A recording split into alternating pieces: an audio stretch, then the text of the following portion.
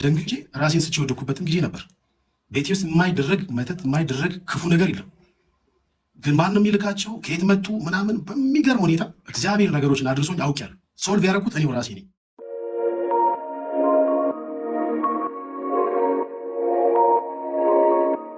በአንድ ወቅት የልብ ጓደኛ ማቾች ሆነው የዘለቁ በስራቸው አንቱታና ከበሬታን ያተረፉ በኢትዮጵያ የሙዚቃ ጉዞ ውስጥም ስማቸው ከጥንዶች ጎራ ተያይዘው የሚነሳላቸው ድምፃውያን ዛሬም እንገጠማቸው። ቡጢ እስከ መሰነዛዘር የደረሰው የወዳጅነታቸውን ጥግ ያፈረሰው ስንጣቂ የቱ ጋር ተፈጠረም? አነጋጋሪው የማሚላና ኪቺኒ ጸብ ዛሬም እንደቀጠለ ነው። የኔ ንፍጣም የተባባሉበት የፌስቡክ ጦርነት ብዙዎችን ያሳዘነ ብሎም ያስተዛዘበ ሆኗል። ከሰማይ ወደ ምድር ማሚላና ኪቺኒ ምን አጋጫቸው? ሰይፉ ፋንታውን በዚህ ጉዳይ ስሙ ተነስቷል። ይህም በተመለከተ በዛሬ መረጃ ሰዓታችን በስፋት እንቃኛለን። ውድ ቤተሰቦቻችን አብራችሁን ቆዩ። ይህ ኢትዮ ግሎባል 360 ኒውስ ነው። ለቻናላችን አዲስ ከሆናችሁ ሰብስክራይብ፣ ቪዲዮን ከወዳችሁት ላይክ፣ ሼር በማድረግ ሌሎች እንድታካፍሉ እንድታጋሩ በአክብሮት የጋበዝን። ወደ ዝርዝሩ ገባን።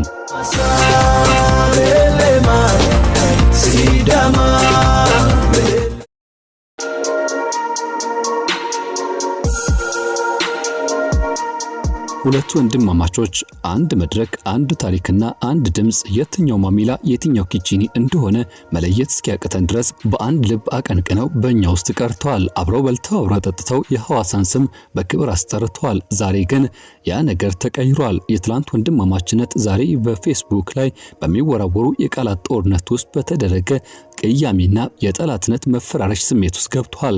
ከዚያ ተሻግሮ ቡጢ እስከ መሰነዛዘር ደርሰዋል። ያደረጉብንን ብናደርግ ከሚለው ስውር ዛቻ እስከ ወንድ ሲያወራ እንደ ወንድ ይሁን የኔ ንፍጣም እስከሚል ከባድ የስድብ ውሽንፍር እያረፈበት ይገኛል። ዛሬ ይዘንላችሁ የመጣነው ጉዳይ የሁለት ግለሰቦች ጸብ ብቻ አይደለም። የኢትዮጵያ ሙዚቃ ኢንዱስትሪ የሐዋሳ ህዝብና የሚሊዮኖችን ልብ ስለነካው ስለማሚላና ኪቺኒ ፍጥጫ ነው። በመሐከላቸው ምን ተፈጠረ? ሆስፒታል ውስጥ እስከ መደባደብ የደረሳቸው ያረጀ ቁርሾ መነሻው ምንድነው? ዛሬ ይህን ጉዳይ ሊያበርደው ይችላል የተባለለት ሐሳብና ብሎም ደግሞ መላም ተዘይዷል። ይህን ነው የምናነሳው።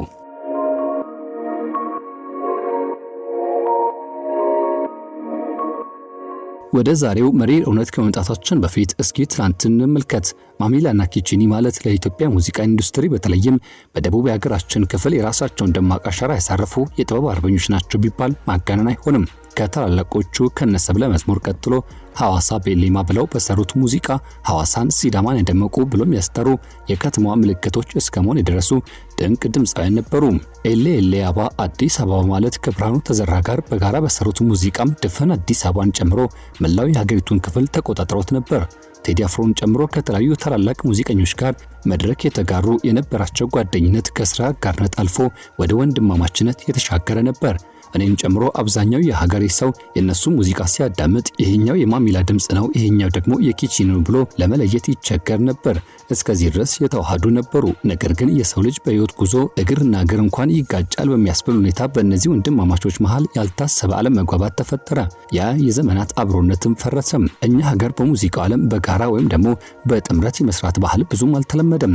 እንደ ምሳሌ ብናነሳ ከዚህ ቀደም ታደለ ሮባና ብርሃኑ ተዘራ ወይም ላፎንቴን በሚል ስያሜ ለረጅም ዓመታት አብረው ሰርተዋል። ከዓመታት በላይ አብረው ሰርተው ሲለያዩ እንኳን አንዳቸው ስለ አንዳቸው መጥፎ ነገር ሲናገሩ ሰምተን አናውቅም። ፕሮፌሽናሊዝም ማለት ይሄ ነው ይላሉ ሐሳባቸውን የሚያጋሩ።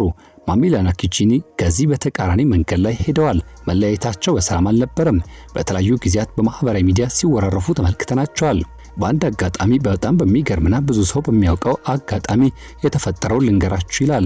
በሁለቱ ዙሪያ የቅርብ መረጃ አለኝ የሚል አንድ የፌስቡክ ጻፊ በሁለት የተለያዩ አጋጣሚዎች ሐዋሳ ላይ እንደ አጋጣሚ ሆነ የጋራ ጓደኛቸው ታሞ ሁለቱም ሳያስቡት በአንድ ሰዓት እዛ ሆስፒታል ይደርሳሉ። ፊት ለፊት ሲገናኙ ሰላምታ ከመለወጥ ይልቅ እስከ መደባደብ የደረሰ ከፍተኛ ግጭት ውስጥ ገብተው ነበር። ይህ የሚያሳየው መካከላቸው ያለው ቁርሾ ምን ያህል ስር የሰደደ እንደሆነ ነው። ከተለያዩ በኋላስ ምን ሆኑ? ማሚላ በግሉ በርካታ ሙዚቃ ወጥቷል። እንደ ጊዜው የተሰኘ ድንቅ አልበም አበርክቷል። ሌሎች ድምፃውያን ግጥምና ዜማ መስጠትም የሙዚቃው ኢንዱስትሪ ላይ ብቅ ብሏል። ኪቺኒ በበኩሉ የራሱን አልበም እየሰራ እንደሆነ ቢናገርም ጥምረታቸው ከፈረሰ በኋላ እንደ ማሚላ ግን በስፋት ስራዎችን ሲያበረክት አልተስተዋልም። ይህም የቡድናቸው መሰረት ማሚላ እንደነበር ለብዙዎች አስገምቷል። ማሚላ በተለያዩ ጊዜያት ለሱም ሆነ ለስራው ተገቢ ዕውቅና እንዳልተሰጠው ሲናገር ይደመጣል። በተለይም ደግሞ በክልሉ መንግስትና ከሽልማት ጋር በተያያዘ ትልቅ ቅሬታ እንዳለው በተደጋጋሚ ሲገልጽ ነበር። ነገሩ ሁሉ የፈነዳው ዛሬ ላይ ነበር። በዕለተ አርብ የፌስቡክ መንደር በሁለቱ ሙዚቀኞች ጉዳይ ተናወጠም። የሆነ ነገር ተፈጥሯል። ማሚላና ኪቺኒ መሃል ምን ገባም የሚያስብሉ ጥያቄዎች ተጫሩ። የችግሩ መነሻ ማሚላ በፌስቡክ ገጹ ያጋራው አንድ አጭር ግን ደግሞ እጅግ በጣም ከባድ መልእክት ያዘለው ጽሑፍ ነው። ጽሑፉን እስኪ እናንሳም። ያደረጉብንና ያስደረጉብንን ነገር ለኢትዮጵያ ሕዝብ በአደባባይ ቀርበን ሁሉም ብንናገር አይደለም በሰርጋቸው በቀብራቸው ቀን እናትና አባታቸው አልቅሰው እንዲሸኟቸው አድርገን እናስቀራቸው ነበር። ግን ጋዲልና ነጥብ በማድረግ ይተዋል። ይህ ጽሑፍ ሲነበብ ብዙዎች በተለያየ መልኩ የራሳቸውን ትርጓሜ ሊሰጡ ይችላሉ። ማሚላ ስም አልጠቀሰም። ያደረጉብንን ያስደረጉብን አለ እንጂ እከሌ ብሎ ጣት አልቀሰረም። ብዙዎች ይህ ጽሑፍ ማሚላ ከላይ ላነሳሁት የሽልማትና የዕውቅና ማጣት ጉዳይ የተናገረው አጠቃላይ ቅሬታ ሊሆን ይችላል ሲሉ ገምተዋል። ነገር ግን ያልተጠበቀው ነገር ተፈጠረም። ኪቺኒ ይህ ጽሑፍ ለኔ ነው የተጻፈው፣ እኔ ነው የሚመለከተው በሚል ቅጽበታዊና እጅግ ስሜታዊ በሆነ ሁኔታ ውስጥ ሆኖ ምላሽ ሰጠም። ኪቺኒ በገጹ ላይ እንዲህ ሲል ጻፈም። ወንድ ሲያወራ እንደ ወንድ ይሁን፣ ሲያስብ እንደ ወንድ ያስብ፣ ሲወሰንም ከውሳኔው ጀርባ ይቁም። ሁልጊዜ ማማረር፣ ማልቀስና ሰውን መውቀስ ግን የመውደቅ ምልክት ነው። ወንድነት በጉልበት ብቻ አይለካም። በአስተሳሰብ በኃላፊነት እንዲሁም ደግሞ ቃልን በመጠበቅ ይለካል። የኔ ንፍጣም። ታዲያ ይህ የኔ ንፍጣም የሚለው ቃል ከአንድ ትልቅ አርቲስት በተለይ በሙዚቃ ውስጥ ካለ የማይጠበቅ ብሎም አሳፋሪ ነው ሲሉ ሁኔታውን ይገለጹ። በቃል ውስጥም እርሱን አንስተው የገመቱት ጥቂት አይደሉም። እዚህ ነጥብ ላይ በፌስቡክ መንደር የተለያዩ ሀሳቦችን ማጋራት የሚታወቀው ፍራኦል ሀበሻን ሀሳብ መዋስ ግድ ይለናል።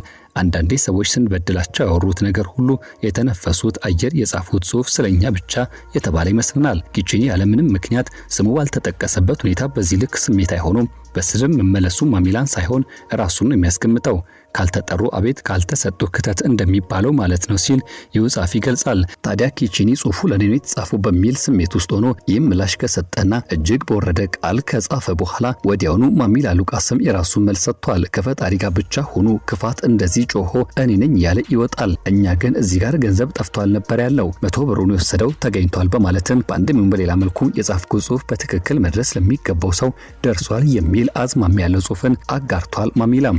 ታዲያ ይህ ጉዳይ የሁለቱ ግለሰቦች ንትርክ ብቻ አይደለም፣ ይዞት የሚመጣው መዘዝ ከባድ ነው የሚሉ ጥቂቶች አይደሉም። ማሚላና ኪቺኒ ማለት ቤተሰብ ናቸው። አድናቂዎቻቸው ጎራ ለይተው እንዳይቧቀሱ፣ ሐዋሳዎች በሁለቱ ጸብ እንዳይከፋፈሉ ትልቅ ስጋት አለን በማለት በተለያየ መልኩ ሐሳቡን ማጋራት የሚታወቀው ጋዜጠኛ ዘሪሁን ተዝናኑ አስተያየት ሰጥቷል። ይህ የቃላት ጦርነት በአፋጣኝ መቆም አለበት። አሰፍስፈው ለሚጠብቁ አጋልጦ እንደመስጠት ነው። እኛም የጥበብ ቤተሰቦች እንደመሆናችን መጠን ይህን ጉዳይ እሳት ላይ ቤንዚን ከማርከፍከፍ ይልቅ የሰላም ውሃ ልንረጭበት ይገባል ብለን እናምናለን። ጓደኝነት ላይ ችግር ይፈጠራል። ነገር ግን ሲፈጠር ፈጥኖ እርማት መስጠት አዋቂነት ነው። ካልሆነ ግን የራስን መንገድ በሰላም ይዞ መሄድ፣ አንዳቸውን ለአንዳቸው ከሚያጎድል ቃል መቆጠብ ብልህነት ነው። አሁን እያየነው ያለነው ነገር ግን ያስተዛዝባል በማለት ይገልጻል። እነዚህ ልጆች ለሐዋሳ ከተማና ለኢትዮጵያ ሕዝብ ትልቅ ስራ የሰሩ ናቸው። ሁለቱም ጋር ሄዶ የሚያስማማቸው ሰው ማጣት ግን እጅግ ያሳዝናል። ስለዚህ ዛሬ ከዚህ መድረክ ላይ ሆነን ጥሪ እናስተላልፋለን። አንደኛ ሐዋሳ የምትገኙ ትልልቅ ሀገር ሽማግሌዎች፣ የሲዳማ ክልል አባቶች፣ እባካችሁ የነዚህ ልጆች ቤተሰቦችና የሁለቱም ጓደኛ ሙዚቀኞች ማስተባበር በመሃል ገብታችሁ ይህን ጉዳይ በእርቅ ቋጩት። ሁለተኛው ሰይፉ ፋንታሁን አንተ የጥበብ ሰዎችን በማቀራረብ ትታወቃለህ። ይህ ጉዳይ አንተም የቤት ስራ ነው። በመሃል ገብተህ ጉዳዩን በእርቅ እንደምትቋጨው አንጠራጠርም ታደርገዋለህ በማለት ዘሪሁን ተዝናኑ መፍትሄ ያለውን ጠቁሟል። ሶስተኛውና ዋነኛው መልእክት ለራሳቸው ለማሚላና እንዲሁም ደግሞ ለኪቺኒ የተላለፈ ነው። የመረቃችሁና የወከላችሁን የሐዋሳ ሕዝብ በሙዚቃ ክህሎታችሁ የመረካችሁትን የኢትዮጵያ ሕዝብ እባካችሁ አታስከፉ። ጥፋቱ የማንም ይሁን ሽማግሌዎች ለእርቅ ሲጠሯችሁ አክብራችሁ ቦታው ተገኙ። ዛሬ ታይተን ነገ ለማንታየው ለዚህ ዓለም ከንቱ ኑሮ ብላችሁ ቤተሰቦቻችሁን ወዳጆቻችሁን አታስቀይሙ። እንደ በፊቱ ተጣምራችሁ ታርቃችሁ አብራችሁ በሌላ ሙዚቃ እንደምናያችሁ ተስፋ እናደርጋለን።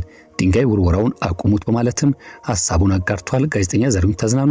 በዚህ ጉዳይ በርካቶች በተለያየ መልኩ ሐሳብ አስተያየት ስሜታቸውን እያጋሩ ይገኛሉ። ወደ ቤተሰቦቻችን እናንተስ ምን ሐሳብ አስተያየት አላችሁ? የዚህ ጉዳይ መካረርና መቋጫው ምን ሊሆን ይገባል? ሐሳብ አስተያየቶቻችሁን በአስተያየት መስጫ ሳጥናችን እንድታካፍሉ እንድትጋሩ በአክብሮት የጋበዝን። የዛሬም በዚህ ቋጭ። በያላችሁበት ጥሩ መልካም ጊዜ ተመኘን። ይህ ኢትዮ ግሎባል 360 ኒውስ ነው። ለቻናላችን አዲስ ከሆናችሁ ሰብስክራይብ፣ ቪዲዮን ከወዳችሁት ላይክ፣ ሼር እንድታደርጉ በድጋሚ በአክብሮት ጋበዝን። መልካም ጊዜ።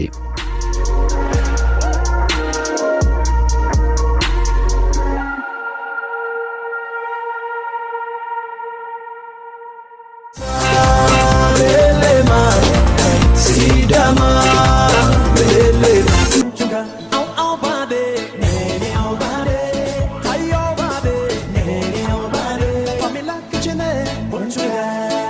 Walaita onchuga